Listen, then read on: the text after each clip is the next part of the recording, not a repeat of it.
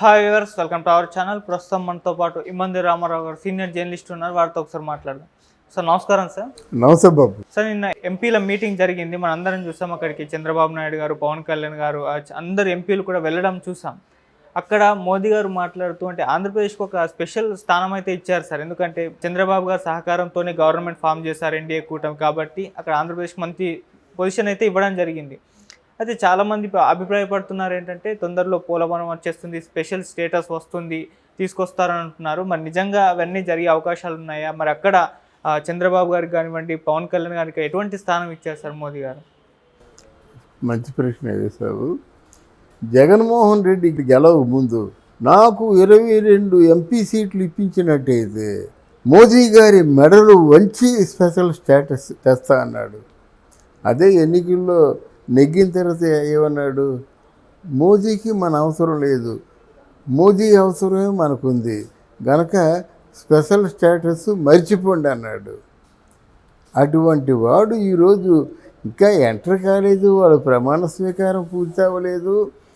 కానీ మోదీని ఆయన చెప్పినట్టుగా గట్టిగా అడిగే స్థాయి వీలుకుంది. అప్పుడు నీకు లేదు, నువ్వు ఉన్నా ఒకటి పోయినా ఒకటి. కానీ ఇప్పుడు అలా కాదు. మోదీ పార్లమెంటేరియన్ల తాలూకు సహకారం తీసుకోవడం మామూలుగా లేదు. అక్కడికి కూడా ఆఖరిసారిగా మోదీ కొంచెం అంటే భయపడ్డాడు. ఏమిటంటే మన ఆంధ్ర నితీష్ కుమారు, అంటే చంద్రబాబు నాయుడు, నితీష్ కుమారు, పవన్ కళ్యాణ్ ముగ్గురు కలిస్తే కానీ గండం గట్టెక్కలేదు. మోదీకి ఉన్న విశ్వాసం అది. తర్వాత చాలా గొప్ప ఆశ్చర్యకరమైన విషయం ఏంటంటే చంద్రబాబు 4వ కుర్చో 5వ కుర్చీలోనో కూర్చుందాం అనుకుంటే బాల్య స్నేహితుల్లాగా నువ్వు రా అంటే నువ్వు రా అని చెప్పేసి చేతులు లాక్కొని తన పక్కన కూర్చోబెట్టుకోవడం కూడా చాలా అద్భుతమైన విషయం. మనసులో లేనిది దీన్ని అట్టేస్తే రాదు కదా, మనసులో ఉంది. ఇకపోతే అసలు ఇప్పుడిప్పుడే పార్లమెంట్లో అడుగు పెట్టాడు ఎవరు, మన జనసేన నాయకుడు. ఆయన కూర్చోవాలంటే 3వ వరుసలో 4వ వరుసలో కూర్చున్నట్టయితే పర్వాలేదు, ఎవరు ఏమంటారు. కానీ ఫస్ట్ లైన్లోనూ కూర్చోబెట్టారు. అది మన ఆంధ్రదేశం సాధించిన ఘనత. ఇకపోతే ఆయన మోదీ మాటల్లో చాలా అద్భుతంగా మాట్లాడాడండి.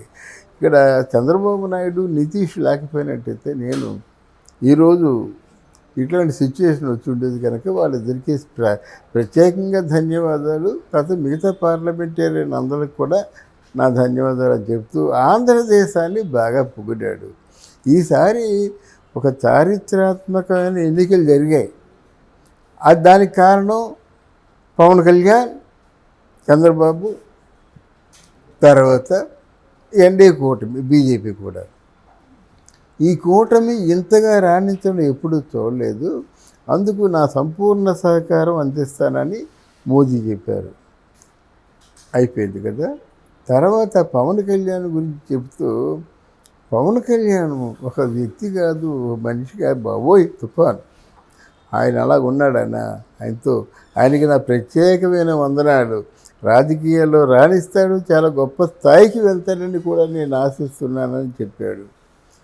చంద్రబాబు చెప్పిన ఉపన్యాసంలో అది అంటే సమయానికి తగిన మాటలు మాట్లాడడం అంటే అది.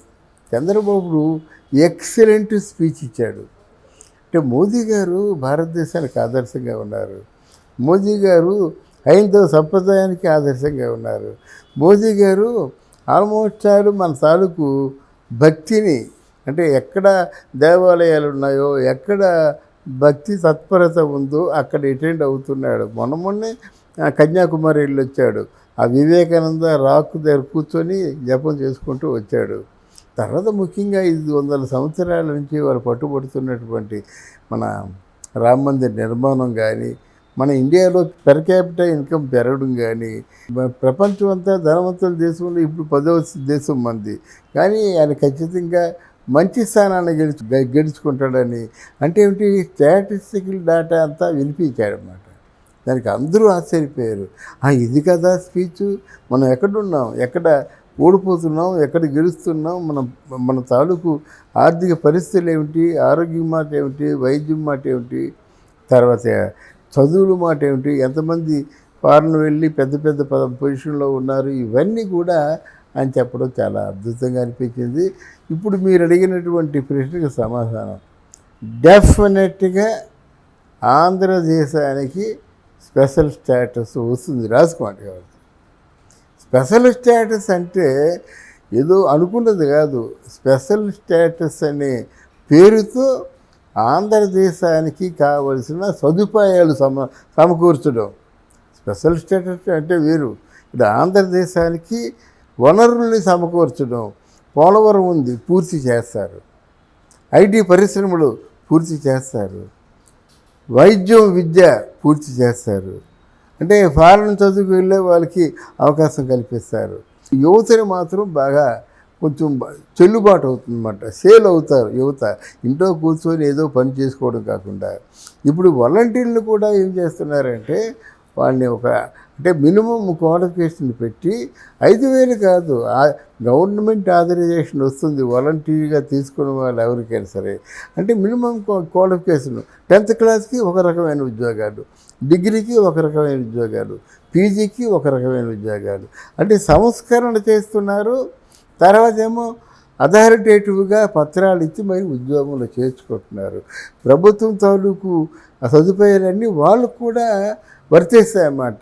అంటే 2.5 లక్షల మంది వాలంటీర్లు ఉన్నారంటే డెఫినెట్గా ఎన్ని లక్షల మందికి ఉద్యోగాలు ఇచ్చినట్టు చాలు వాళ్ళకి. ఇక్కడ 5,000 ఇచ్చినప్పుడు 15,000 ఇస్తే మంచిదే కదా. ఇక్కడ 5,000 తీసుకున్న వాళ్ళకేమో 50,000 తీసుకునే మంచిదే కదా. అంటే వాళ్ళ స్థాయిని బట్టి వాళ్ళ అంటే అర్హతను స్టాండర్డ్స్ని బట్టి ఉద్యోగాలు ఇస్తూ ఉన్నారు అన్నమాట. ఇవన్నీ కూడా వచ్చే రోజుల్లో మనం సాధిస్తాం, ప్రొవైడెడ్ ఈ గలాభాలు లేకుండా ఉంటే. మనం మొదటి నుంచి చెప్పుకుంటున్నాం రెట్టివి ఏంటంటే ఆయన ఈ సమయంలో పవన్ కళ్యాణ్ హోమ్ మినిస్టర్గా ఉంటే కానీ ఇది కొనసాగుతున్నాం. మనం చెప్పినట్టుగానే హోమ్ మినిస్టర్ కావాలని అందరూ చాలా గొడవ చేస్తున్నారు.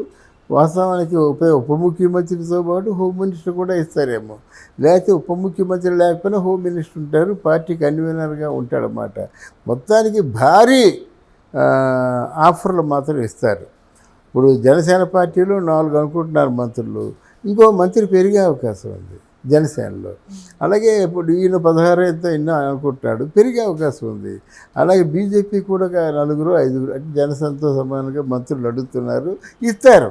ఎందుకంటే బీజేపీ పార్టీని ఆ చేతుల్లో ఉంచుకోవడం కోసం చేసే ప్రయత్నం ఇది అన్నమాట. అంటే మనం ఆశిద్దాం, వాళ్ళు చాలా మంచి పరిపాలన అందిద్దారని ఆశిద్దాం. కానీ ఇక్కడ గలాభాలు జరగకుండా అంటే ఇలా కత్తులతోని కర్రలతోని ఇట్లాంటి దాడులు జరగకుండా జాగ్రత్తగా కాపాడుకుంటే పరిపాలన సాగుతుంది. లేకపోతే ఏమవుతుందంటే ఇది రాజకీయంగా ఏమవుతుందంటే వాళ్ళు డ్రెస్ వేసుకొస్తారు. ఇది మన టీడీపీ డ్రెస్ వచ్చి టీడీపీలు వాళ్ళు కొట్టినట్టుగా కలరిస్తారన్నమాట. ఎవరిని? వైసీపీ వాళ్ళని. మేము గమ్మును ఊరుకున్నాం కదండి, మీరు ఎందుకు అలాగా మమ్మల్ని వేధిస్తారంటారన్నమాట. అంటే ఒక చిన్న దాడి జరిగిందంటే అప్పుడే 30 యూట్యూబ్ ఛానల్లో వచ్చేసింది అన్నమాట. ఇట్లాంటి గొడవలు జరుగుతాయి, అవి లేకుండా కాపాడుకోవాలి. Okay sir, thank you so much. Thank you అమ్మా.